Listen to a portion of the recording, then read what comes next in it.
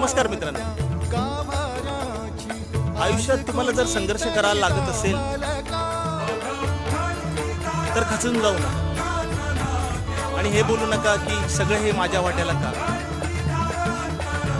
खरं तर तुम्हाला देवाचे आभार मानले पाहिजे,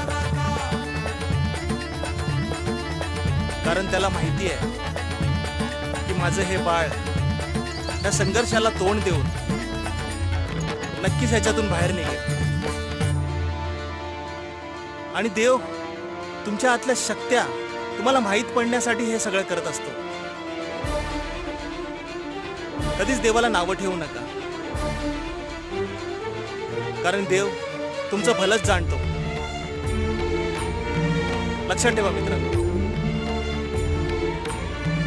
आपली शक्ती नक्की ओळखा.